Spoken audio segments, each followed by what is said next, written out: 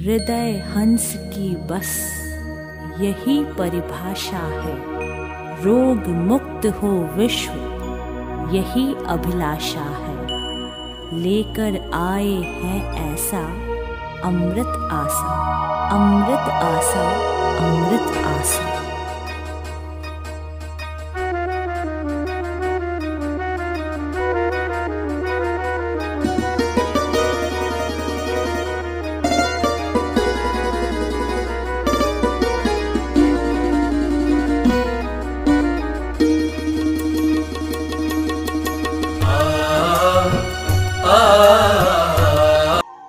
यहाँ पहुंचना बहुत आसान है। हिंदुस्तान के राजस्थान प्रांत में भीलवाड़ा जिले में एक कस्बा है रायला। रायला चौराहे से ठीक 8 किलोमीटर पश्चिम की तरफ नवग्रह आश्रम सेवा संस्थान मोतीपुर का खेड़ा रायला भीलवाड़ा स्थित है। ऐसा नहीं लगता जंगल से जाते वक्त कि वहां लाखों लोगों को नया जीवन मिल रहा है, परंतु रोगी के परिजन और रोगी जब आश्रम पर पहुंचते हैं उसके मुख्य द्वार को देख के इस उम्मीद के साथ आगे बढ़ते हैं कि मैं जिस कष्ट को मेरे साथ लेके आया हूं वो कष्ट में यहीं छोड़ जाऊंगा। दुखी मानवता यहाँ पर आके प्रसन्नता की खिलखिलाहट से मुस्कुराती है। संपूर्ण विश्व से हजारों हजार रोगी यहाँ पर आते ही सबसे पहले रजिस्ट्रेशन करवाते हैं, फिर याद करते हैं भगवान धन्वंतरी को, आरोग्य के देव को।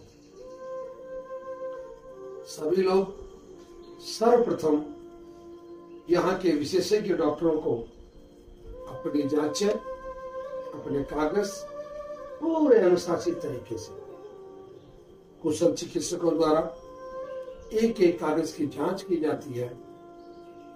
रोगी के परिजन से बात होती है, पूरा सोच समझकर जानकारी लेने के बाद कुशल डॉक्टर रोगी के लिए आश्रम की एक पर्ची बना। उस पर्ची में रोगी का रोग, ली जाने वाली औषधियां जैसी कई जानकारियां। अरे साहब, यहाँ तो रोगी भी पीएचडी करके आते हैं। इतनी जानकारियां, इतने ज्ञान कितने संस्थाओं पर उपलब्ध है।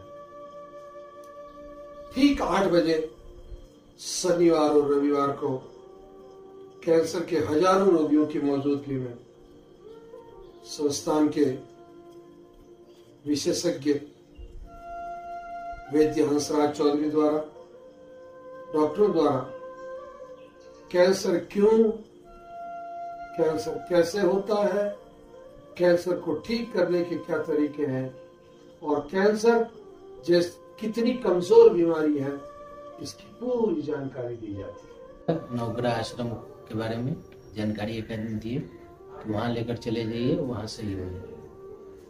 तो यहाँ लेकर आए हैं, 11 मंथ हो गया। 11 मंथ बाद इलाज कराने के बाद मेरी वाइफ अभी सक्सेसफुल है, पूरा नॉर्मल है 3 मंथ। आपका मन क्या कहता है, आत्मा क्या कहती है, क्यों? ये मेरे को ऐसी क्षमता, सच बताओ। हाँ, कि मैं बचपन में जैसे मेरे पापा बीड़ी पीते थे तो मैं क्या करती थी, मैं छोटी थी और मैं क्या करती थी, मैं उनके साथ साथ मैं भी पी लेती थी। मैं तो सही बता रही हूँ, मैं भी तो बस निकल गया ना कारण। तो मैं जून में आया था यहाँ। जून में मैं मेडिसिन लेके गया था यहाँ से। मेरे को बीपी भी था, शुगर भी थी। तो जून से मैंने अभी तक जो मेडिसिन ली है उससे मेरा ट्रीटमेंट जो है वो 1.51 आ गया नीचे, और बीपी मेरा नॉर्मल हो गया, शुगर मेरी नॉर्मल है। जो मैं अंग्रेजी दवाइयाँ लेता था बीपी शुगर की, वो मैंने छोड़ दिए, बिल्कुल बंद है। मेरी दोनों चीज़ें नॉर्मल है और किडनी में मुझे अत्यंत लाभ हुआ है। मैंने करीब 1 साल गंगाराम से ट्रीटमेंट कराया। और वहाँ के सबसे बड़े डॉक्टर हैं डॉक्टर राणा, उन्होंने कभी मेरे को नहीं कहा कि ठीक हो जाएगा, यही कहते रहे कि आपको सारी ज़िंदगी भर दवाइयाँ खानी पड़ेंगी, ये दवाइयाँ खाते रहो। मुझे कोई रिलीफ नहीं मिला, मैं 2 से ऊपर तक क्रिएटिनिन वहाँ कभी भी 180 190 से मेरा नीचे नहीं आया। फिर मुझे किसी ने गाइड किया तो मैं यहाँ आया, 4 महीने से ले रहा हूँ और मेरा क्रिएटिनिन 1.51 है, नीचे आ गया। शुगर और बीपी मेरी बिल्कुल खत्म है, नॉर्मल है, मेरी नॉर्मल आती है। तो अंग्रेजी दवाइयों में कोई क्योर नहीं है, उनका दवाइयाँ खाते रहो, फिर डायलिसिस, फिर ट्रांसप्लांट, इसके अलावा कुछ नहीं है। मेरी वाइफ किडनी पेशेंट थी। हाँ जी। तो मेरा डायलिसिस चल रहा था और किडनी प्रॉब्लम खराब होने के कारण डिलीवरी के टाइम कुछ प्रॉब्लम होने की वजह से किडनी खराब हुआ था और डॉक्टरों ने भी हाथ खड़े कर दिए थे। ठीक है, और बोला था कि लाइफ टाइम ही डायलिसिस करवाना पड़ेगा और पिस्तुला करवा के आप करिए। ठीक है। हाँ जी। उसके बाद मैं यूट्यूब के माध्यम से श्री नवग्रह आश्रम के बारे में पता चला मेरे को। उसके बाद मैं इधर से आने के बाद दवाई लेने के बाद क्रिएटिनिन मेरा 9.89 ऐसा करके रहता था। ठीक है। दवाई और परहेज सही लेने के बाद मेरा 15 दिन के बाद 5 क्रिएटिनिन हो गया। हाँ जी। और उसके बाद 5 से जो 2 का सफर मेरे को 3 महीने लगा। उसके बाद 2 से 1.5 पे आने का समय 1 में से 2 महीने में हो गया। 6-7 महीने में, कम से कम 8 महीने में पूरा ठीक हो गया। कैंसर ठीक करने के 3 ही सूत्र है, चौथा कोई सूत्र नहीं दुनिया। पहला सूत्र पूरा पूरा आत्मविश्वास, दूसरा सूत्र पूरी पूरी जानकारी आपके पास होनी चाहिए, और तीसरा पूरा पूरा जो लोग ठीक हुए उनको सुने आप लोग। अब YouTube चैनल पे जाएं, YouTube चैनल को सब्सक्राइब करें, तो प्लीज जितनी जानकारी आप लोगों को होगी वो जानकारी ही आपको ये जो कैंसर की बेहतरीनी है ना, इसको पार कराए। सदाबहार, सदाफुली, बारामासी, पिंका रोजिया, इसमें 2 प्रकार की, एक तो व्हाइट फूल की आती है, एक गुलाबी फूल की आती है। आपको गुलाबी पिंक कलर वाले फूल की पत्ते लेना, व्हाइट फूल वाली वो आपको नहीं।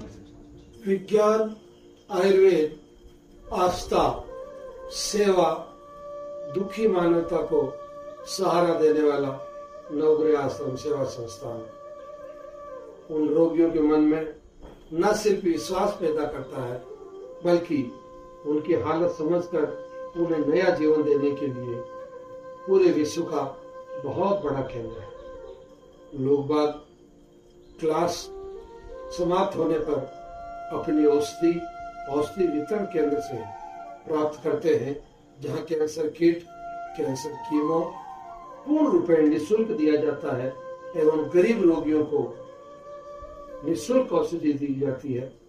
रोगी आश्रम के मुख्य द्वार के बाहर पौतान आटा, गांठ हल्दी भी प्राप्त करते हैं, जो कि बाजार, हाँ, एक अनूठी सेवा गोमूत्र। रोगी यहाँ से जब प्रस्थान करते हैं तो एक पूरी उम्मीद के साथ, पूरी आशा, इन उड़ते कबूतरों को इस लहलाती कई प्रकार की औषधियां, वनस्पतियां, 482 प्रकार, जी हाँ, भारत का सबसे बड़ा औषधीय संग्रह। यहाँ आने वाले रोगियों को न सिर्फ इस अद्भुत औषधि गार्डन का दर्शन निरीक्षण करने का अवसर मिलता है, बल्कि कई प्रकार की आवश्यक औषधियों के पत्ते, जानकारी, बीज उपलब्ध करवाया जाता है। पक्षियों का जहां बसेरा रहता है, वहां निरंतर आश्रम की गतिविधियां चालू रहती है। प्रतिदिन नई नई औषधियों को ज्ञान के धरातल पर परखना, उनकी जानकारी लेना, नए मौसम में दूर दूर से संपूर्ण विश्व से लाके पौधे लगाना और इनकी प्रवृत्ति, इनके औषधीय गुण, इन सब की जानकारी लेकर नवग्रह आश्रम बनता है विज्ञान का एक केंद्र, आरोग्य का एक केंद्र, औषधि का एक केंद्र रिसर्च का एक केंद्र, और सबसे बड़ी बात कैंसर के दुश्मनी का एक बहुत बड़ा केंद्र। भगवान सूर्य, बुध, बृहस्पति, शनि, चंद्र, राहु, केतु सभी का नवग्रह मंदिर, और ठीक उसके सामने प्रधान कार्यालय, जहां से नवग्रह आश्रम सेवा संस्थान की सभी गतिविधियां संचालित होती है। रोगी के जीवन में लहलाती चहचहाती जिंदगी फिर लौट आती है। आश्रम की प्रधान कार्यालय द्वारा संपादित सभी गतिविधियां रोगी और उसके परिजन के हित में होती है। नवग्रह आश्रम का दर्शन प्रातःकाल तो रमणीय होता ही है, परंतु सायंकाल हल्की हल्की ठंडी हवा, ग्रहों के वैदिक मंत्र, उनके बीज मंत्र, उनके औषधीय पौधे, उनका मिट्टी से बनी विग्रह, पास में भगवान नर्मदेश्वर, राधा कृष्ण के दर्शन, और अंग्रेजी ज्ञान वालों को अंग्रेजी में पूरी जानकारी।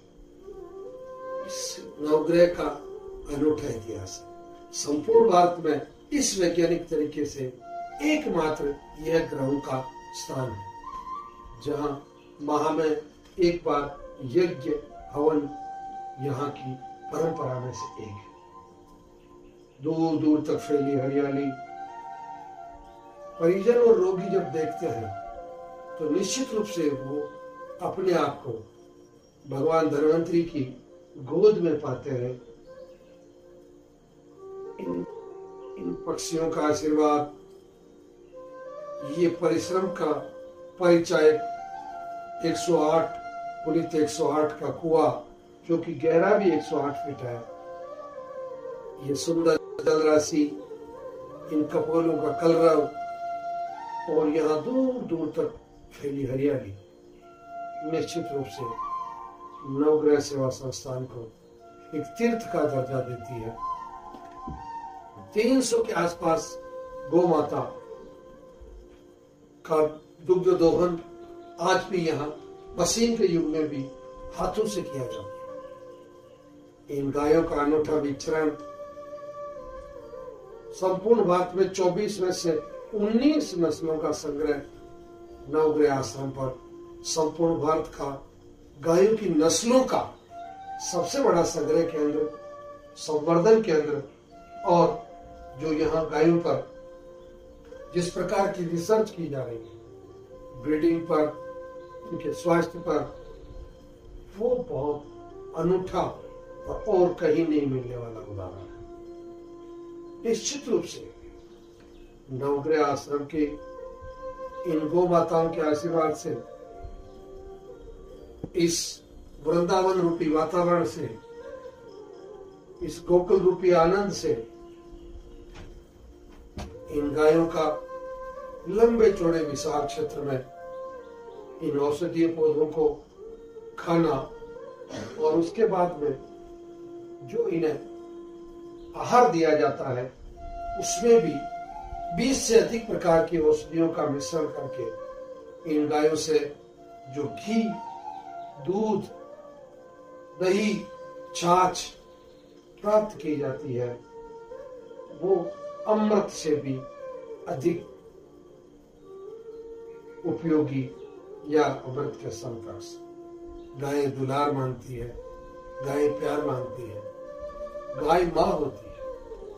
गाय को यदि आप पुत्र बन के गाय की सेवा करते हैं तो निश्चित रूप से गाय आपको माँ बन के आशीर्वाद देती है। आइए एक बार नवग्रह आश्रम के इस सुरम्य वातावरण को, ये स्वतंत्र रूप से विचरण करती इन गौ माताओं को देखकर, दर्शन करके रोगी के परिजन और रोगी अपने अपने गंतव्य की तरफ भीलवाड़ा, रायला और भी भारत के जिन जिन प्रांतों में जहां जहां से बसों का, रेलगाड़ी का एक आशा, उम्मीद की किरण प्रस्फुटित होती है, और यहाँ के इस वातावरण में नवग्रह आश्रम सेवा संस्थान मोती बोर्ड का किला।